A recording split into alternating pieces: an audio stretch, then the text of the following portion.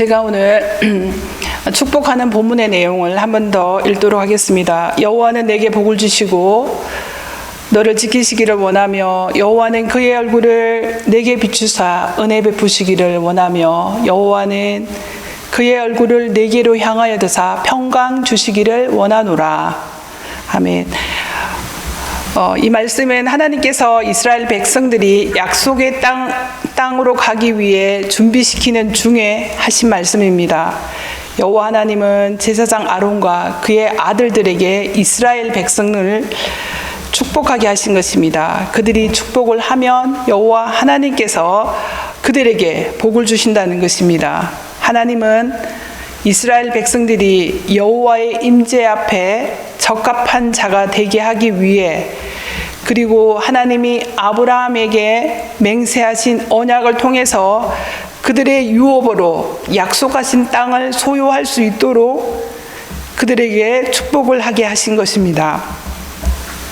베드로전서 2장 9절 말씀에 오직 너희는 택하신 족속이요 왕같은 제사장들이요 거룩한 나라요 그의 소유된 백성이니 라고 말씀하고 있는데, 우리 또한 왕같은 제사장들입니다. 우리도 이 말씀을 가지고 자녀와 가족을 축복하고 교인들을 축복할 수 있습니다. 이 말씀으로 누군가에게 축복을 하면 하나님께서 복을 주실 줄 믿습니다. 우리도 이 말씀을 가지고 축복하는 여러분이 되시기를 바랍니다. 오늘 본문 말씀을 일컬어 구약의 축도라고 말하기도 합니다. 신약의 축도는 고린도후서 13장 13절에 주 예수 그리스도의 은혜와 하나님의 사랑과 성령의 교통하심이 너희 무리와 함께 있을지어다 라고 매주일 예배를 마칠 때 목사님의 축도가 여기에서 비롯된 것입니다. 어떤 분들은 오늘 본문의 세 부분의 복, 성부, 성자, 성령 하나님이 주시는 복이다 라고 말을 하며, 구약의 축도는 땅에 기름진 복이고 신약의 축도는 하늘의 신령한 복이다 라고 말하는 신학자도 있습니다. 우리가 꼭 기억해야 할 것은 복을 주시는 분이 바로 여호와 하나님이라는 사실입니다. 본문에 여호와가 이렇게 3번 나옵니다. 이것은 하나님이 완전하신 분임을 강조하고 있습니다. 그리고 복을 주시며 그 얼굴을 비추사, 또 그 얼굴을 내게로 향하여 드사라는 표현을 볼 때 복이 점점 더 우리에게 가까이 다가오는 것을 알 수 있습니다.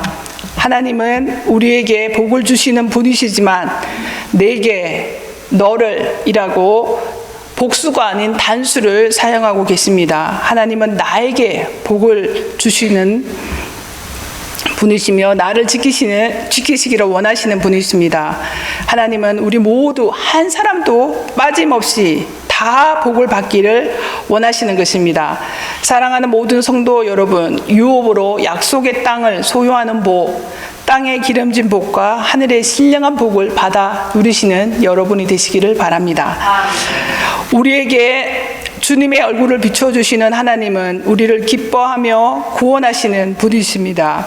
하나님의 은혜는 우리가 받을 자격이 있어서 받는 것이 아니라 하나님 자신의 사랑과 언약에 대한 신실함 때문에 은혜를 베푸십니다. 신명기 7장 7절에서 8절에 보면 여호와께서 너희를 기뻐하시고 너희를 택하심은 너희가 다른 민족보다 수요가 많기 때문이 아니니라 이렇게 말씀하시고, 또 다만 너희를 사랑하심으로 말미암아 또는 너희의 조상들에게 하신 맹세를 지키려 하심이다라고 말씀하고 있습니다.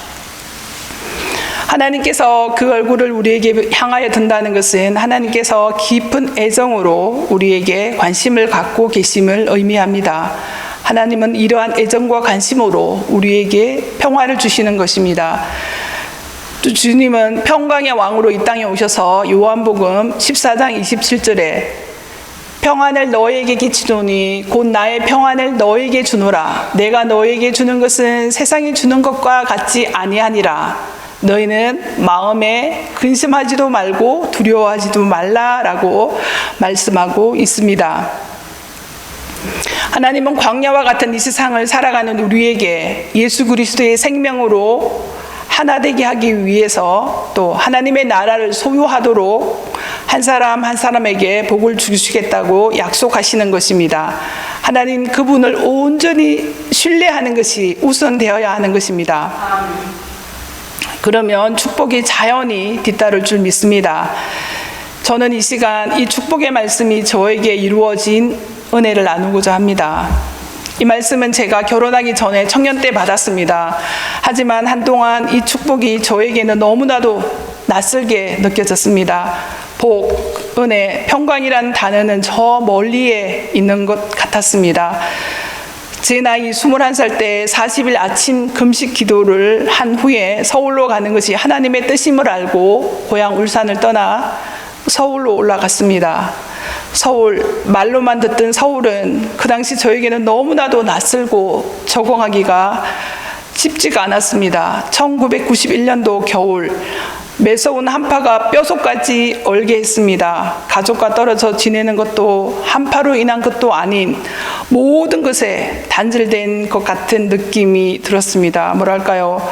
마음이 답답하여 교회에 가서 기도하고 싶어도 교회 문은 닫혀 있고 청년들과 믿음의 교제를 나누고 싶어 하여도 청년들은 하나님 아버지가 아닌 하나님 어머니를 믿는다고 하고 해방신학과 민중신학이 온 도시를 회색빛으로 물들게 만든 느낌. 청년예배 찬양 화일의 50% 이상이 민중가요, 즉 그날이 오면 개똥벌레 이런 것들로 가득하고 도저히 이해가 되지 않았습니다. 이곳은 장로교 통합측 교회가 맞는데 왜 이렇게 진흙탕인지 하나님께 원망 아닌 원망을 한 적도 있습니다. 또한 서울로 올라와서 첫 직장 생활하는 곳에서 박옥수의 구원파와 베리아의 귀신론을 접하게 하셨습니다. 왜 주님이 이런 곳에 저를 보내셨는지 마음이 답답하여 교회에서 기도할 수 있는 시간은 새벽기도 시간이어서 눈이 내리고 미끄러운 길을 걸어서 새벽에 교회에 가서 기도를 하였습니다. 그 시기가 영적 전쟁을 한 시기였던 것 같습니다. 제 마음속에 있는 종교인의 모습을 보게 하셨습니다. 전 하나님을 사랑한다고 하면서 청년 예배 마치고 단란주점으로 가는 청년들을 정죄하며 내 의를 쌓아갔던 것입니다. 하나님의 사랑과 은혜를 강구하면서 하나님이 주시는 복과 은혜와 평강을 얻고자 몸부림치며 교회 일에 충성을 다하였으나 평안은 저만치 있었습니다. 하나님은 생명으로 사는 모습을 청년들에게 보여주라고 하셨으나 저에게는 제 의와 열심만 있어서 내 자아의 소리가 성령의 소리보다 우선했던 것입니다.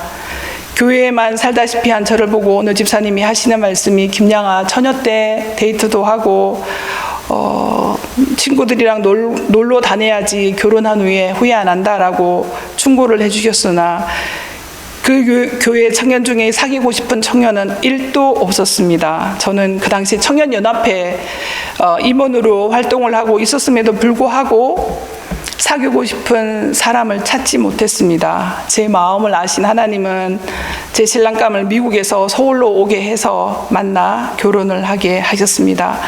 94년도에 결혼하여 8년 동안 서울에서 살면서 아이 셋을 낳아 길렀습니다.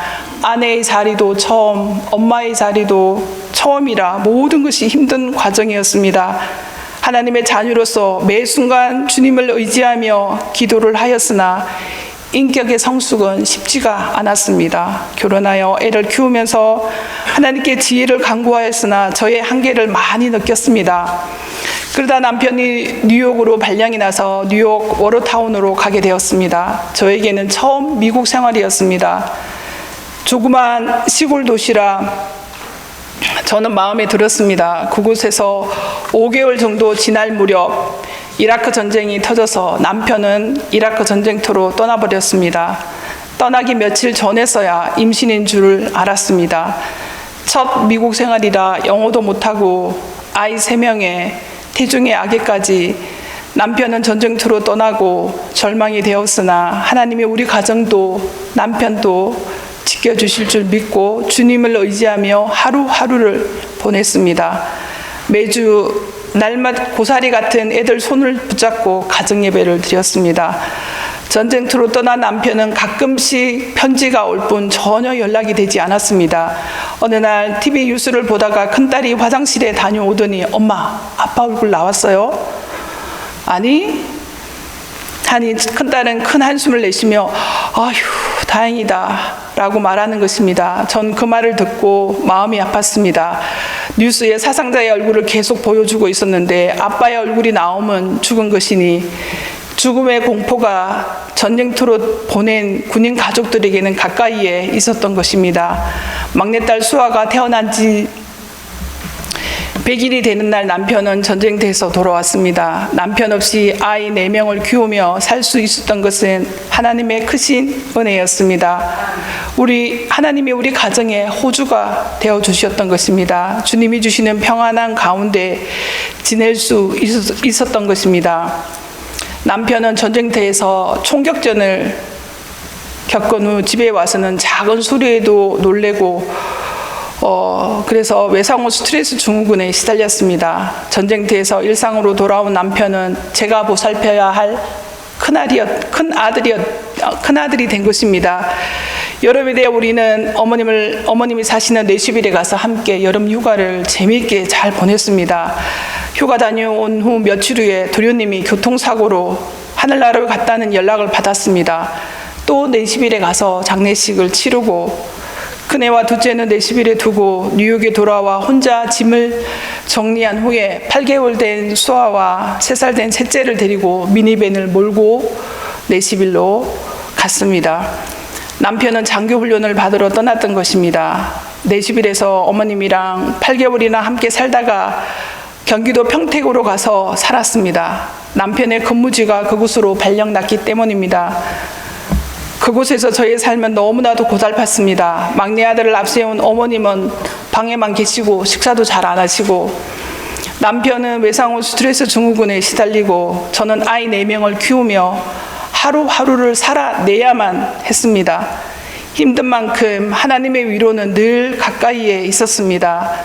큰딸이 10살이고 막내 수아가 1살 때 하나님은 저를 신학교로 가게 하셨습니다. 저의 의지와 상관없이 하나님께서는 왜 저를 신학교에 가게 하시는지 기도를 해보니 가는 것이 살 길임을 알았습니다. 전 그 당시 인생의 겨울 한복판에 있었습니다.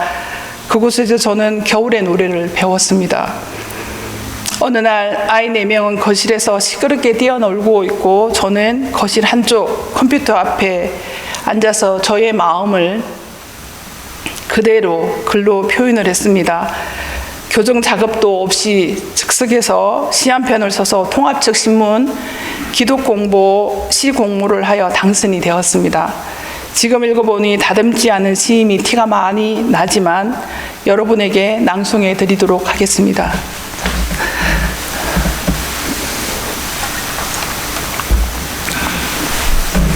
겨울이 가르쳐준 노래. 고마운 겨울이 먼 여행을 떠난다. 가벼운 옷차림으로 봄에게 자기의 자리를 기꺼이 내어주며 아무것도 가진 것 없이 바람과 함께 맑은 미소를 지으며 손을 흔든다. 겨울은 내게 많은 선물을 주었다. 차가운 한파로 인해 따스함의 가치를 일깨워 주었으며 알찬 성숙을 위해 쉼의 소중함을 가르쳐 주었으며 눈으로 볼 수 없는 것을 마음의 눈으로 바라보는 법을 가르쳐 주었으며 외로움의 눈물을 닦아주며 바람과 벗되게 해 주었으며 땅속 깊은 곳에서 울려 퍼지는 겨울의 창가를 들려 주었으며 겨울 안에서만 누리는 많은 것을 보여주고 들려 주었으며 많은 것을 가르쳐 주었으며 봄을 품고 있었기에 너무나 아름다웠다. 아름다운 보화를 숨겨놓은 겨울이 소중하다 못해 너무나 아름답다. 내 열등감이 드러나고 내 자존심이 상하고 내 수치가 드러나는 것이 아닌 하나님의 형상대로 지음받은 나 자신을 바라보게 하였다. 절망 속에 가두는 것도 아니고 하나님과 멀리 있는 것도 아닌 하나님 품속에 있는 것이다. 나의 더러운 죄악을 씻어내고 정한 자로, 자유로운 자로, 평안함으로 기뻐하며 감사하는 자로 세움을 입는 아름다운 곳이다. 이러한 겨울의 진가를 아는 자들이 부르는 봄의 행진이 얼마나 아름다운가. 이제는 대지가 기지개를 펴고 만물은 고운 순을 내밀고 해맑은 인사를 하며 바람은 온 대지를 촉촉히 적시도록 구름을 부르며 구름 너머에 있는 태양은 언제나 대지를 두루 비추임을 믿는다. 이름 모를 들풀을 바라볼 때도 우리 주님이 다스리는 나라가 보인다면 이 땅의 삶이 얼마나 풍요로울까. 나뭇가지가 하늘을 향해 가지를 높이 뻗듯이 내 손을 높이 들어 주님을 향하며 내 마음을 열어 주님을 찬양한다. 2007년 4월. 제 나이 30대 중반에 인생의 겨울을 지내오면서 하나님은 겨울의 노래를 부르게 하셨습니다. 생명이 죽은 듯한 혹독한 겨울을 지나왔기에 인생의 겨울은 그냥 친구처럼 지내게 되는 것 같습니다. 17년이 지난 지금 돌이켜보니 하나님은 저에게 고통으로부터 구해주시지 않고 고통 가운데 복을 주시고 지켜주셨으며 은혜를 베풀어 주시고 평안케 하셨습니다. 수도 없이 많은 낙심의 훈련을 시키셨습니다. 저도 모르게 하나님 아닌 사람을 의지할 때는 여지없이 의지한 사람으로부터 낙심과 아픔을 맛보았습니다. 하지만 하나님은 제 속에 불순종과 죄악의 찌꺼기를 조금씩 제거하는 작업을 하셨음을 알았기에 미움과 상처로 남지 않았습니다. 하나님 나라의 밑바탕을 이루는 기초는 소유가 아니라 가나님을 알게 되었습니다. 예수 그리스도를 위해 내가 무엇을 할 수 있다라는 나의 결심보다는 저의 무지와 약함을 시인하는 마음, 가난한 마음이 복됨을 일깨워 주셨습니다. 주님을 위해 충성하며 봉사하는 것보다 더 중요한 것은 주님과 함께하는 것이었습니다. 주님께 충성하기보다는 예수님께 대한 나 자신의 충성한 적이 많았음을 조금씩 깨닫게 해주셨습니다. 주님은 저의 영과 마음의 근육을 단련하기 위해서 저 주위에 있는 사람들의 마음을 강팍케 하심도 알았습니다. 어려움과 고난 중에 기도도 안 나올 때 나 자신의 연민에 빠져 사람들로부터 위로를 받으려는 마음에 막이는 그 틈을 타고 들어와 저를 변호하며 동정하였으나 이는 저를 병들게 하는 달콤한 사탕임을 깨달았습니다. 저를 더 약하게 만들었던 것입니다. 기도는 하나님을 붙잡는 것이지 기도 응답을 받아내는 것이 아님을 알았습니다. 하나님은 일상 속에서 일하시며 늘 만나는 가까운 관계 속에 계시다는 것을 알았습니다. 간절한 기도를 드려도 하나님은 침묵하시기만 하실 때 하나님은 저를 기뻐하지 않는 시간이 아니라 저를 훈련하는 시간이었던 것을 알았습니다. 하나님은 내 마음에 내 의와 자부심이 있을 때 계속 그렇게 두시다가 마침내 장애물에 걸려 저의 무지를 폭로하시는 분이심을 요즘도 느끼고 있습니다. 저는 온 마음으로 하나님을 믿기보다는 나 자신의 이해를 의지할 때가 더 많음을 조금씩 깨닫고 있는 중에 있습니다. 제가 자랑할 것은 저의 약함과 예수 그리스도의 십자가뿐입니다. 하나님께서 고난을 겪게 하실 때 그 위기에서 해방되어 자유를 얻으려면 그것이 무엇이든지 하나님이 우리에게 아픔을 주실 수 있도록 해야 하는 것이다라고 오스왈드 챔버스는 권면하고 있습니다. 하나님은 예수 그리스도를 주로 시인하는 우리들의 보호자이십니다. 히브리서 13장 6절에 사도 바울은 그러므로 우리가 담대히 말하되 주는 나를 돕는 이시니 내가 무서워하지 아니하겠노라. 사람이 내게 어찌하리요? 라고 말씀하고 있습니다. 또한 선한 목자인 예수 그리스도는 자기의 양들을 끝까지 지키시는 분이십니다. 요한복음 6장 39절에서 40절에 나를 보내신 이의 뜻은 내게 주신 자 중에 내가 하나도 잃어버리지 아니하고 마지막 날에 다시 살리시는 이것이니라 라고 말씀하고 있습니다. 예수님은 자기의 양들을 하나도 잃어버리지 않고 모두 다 부활 생명으로 살아나도록 지금도 양들의 이름을 부르며 지키고 계시는 분이심을 믿습니다. 우리에게 얼굴을 비춰주시는 하나님은 우리를 기뻐하며 구원하시는 분이십니다. 은혜를 베푸시는 분이십니다. 하나님은 우리에게 깊은 애정과 관심을 갖고 우리에게 평화를 주시는 것입니다. 이와 같이 하나님은 우리에게 지키심의 복, 은혜의 복, 평강의 복을 주시는 분이십니다. 하나님은 오늘 우리에게 말씀하십니다. 여호와는 내게 복을 주시고 너를 지키시기를 원하며 여호와는 그의 얼굴을 내게 비추사 은혜 베푸시기를 원하며 여호와는 그의 얼굴을 내게로 향하여 드사 평강 주시기를 원하노라. 아멘.